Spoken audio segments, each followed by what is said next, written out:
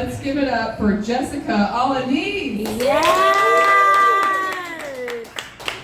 Woo! They typically put the two whitewashed Mexicans back to back, so you get like the full Mexican experience. That's the strategy. That's the strategy for shows.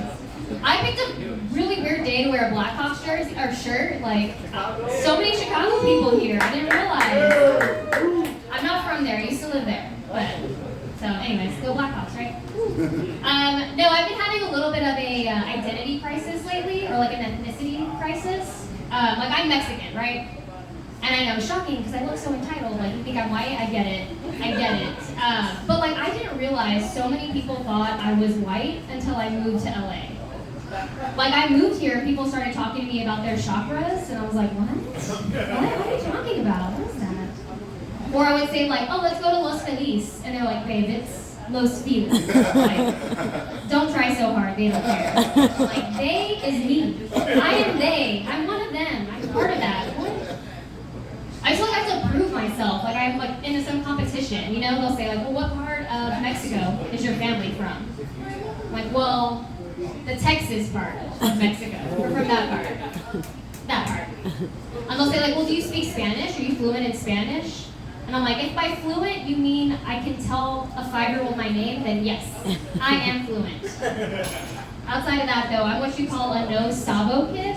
If you're not familiar with the term, a no sabo kid is someone who is Mexican, doesn't speak Spanish, but as a woman is very toxic. That's what a no sabo kid is. That's what we are. You know, like I didn't grow up, I can't carry a conversation, right? Like I know words, I can't have a conversation, but I can carry the weight of my mom's disappointment, which is like a lot harder to learn than Spanish, I'll tell you that. Like, you know, I didn't grow up like super deep in the Mexican culture, but I did spend the night in jail once, so like, I get it. You know, I get it. I get the culture. No, you're from Oklahoma, right? I'm from Texas. Texas is, you know, big hair, big oil, big ego, right? Like people will ask, what was it like growing up in Texas? Like, how would you describe it? I'm like, well, if the U.S. is like a bunch of friends hanging out, right? Then Texas is that one friend you don't see often, and so you're like, hey, we should hang out. And then 10 minutes in, you're like, fuck, I remember why we do not hang out.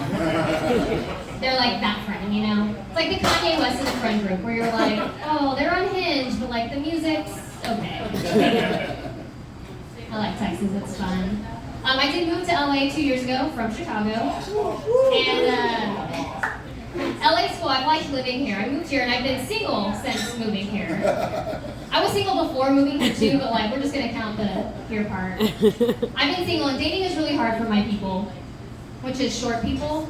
It's really tough for us because like, you know, people think being short is all rainbows and legroom and like, there are benefits for sure. There are benefits. Like I can buy my clothes in the kids section and have room to like grow in them, which is nice. You know, like my shoes, they're same style, half the price, and they even have like lights on the side, which is like really fun when you're in a puddle and stuff. Like, it's cute. But like there are downsides to it. Like sure, you know, I've never had to worry about an airline seat in my entire life, but I've never been able to wear a baseball hat. Like, you realize that? Sure, people can't wear baseball hats because they're meant to cover things above you, right? Like the sun, the rain, whatever, you know? For me, you know what's above me? Everybody, everything, all of it is above me.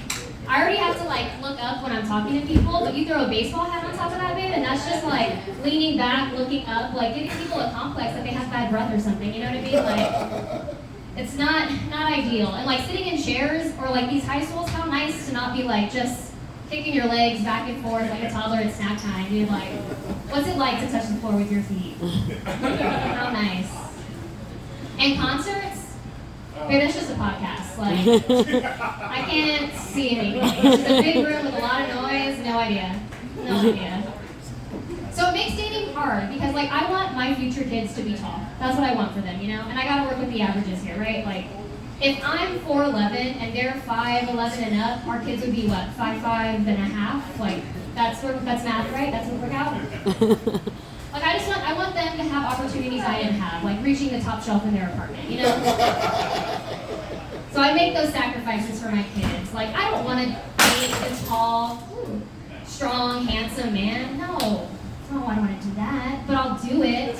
I'll do it for my kids, you know? Like, you think I want to figure out the logistics of me and a 6'2" man having sex? Like, the angles, like what my legs... No, I don't want to spend my brain power doing that. But I will. I will. I'll do it over and over and over again. But for my kids, it's not for me, it's for them. It's for my future kids, because I'm a committed mother. And when they get older, they'll be like, thank you for the sacrifice. You're welcome. No, it's fun being single. I've had a lot of time on my hands, you know, the last 2+ years. And in this like never-ending season of being single, right, I've thought about ways how I can like do things, like make extra money. Is one way I've been thinking about. And I would say, I think I'm going to start getting residuals, like actors do, from all the guys that I dated. Yeah. Like, if you've met my dog, and now every time you see a really cute, small, brown Chiweenie down the street and think about her, babe, pay me. Give me some money. Like, if you've seen me naked and thought about it after, I expect money in my bank account. Like, imagine the nudes I sent people who didn't delete it out of their phone. That's a monthly residual coming into my bank account. Like, yes, please, thank you. I know people talk about nudes and some people get really offended, and I, for one, am a fan. I'm a fan. And I think, I don't want to give advice, but I would say women should be more accepting of men sending them pictures, because I'll tell you, nothing gets me more, like, excited than getting a picture from a guy and leaving him on red. Oh, that's some good foreplay. That gets me wet. All right, you guys have been fantastic. I'm so proud of you. Yeah.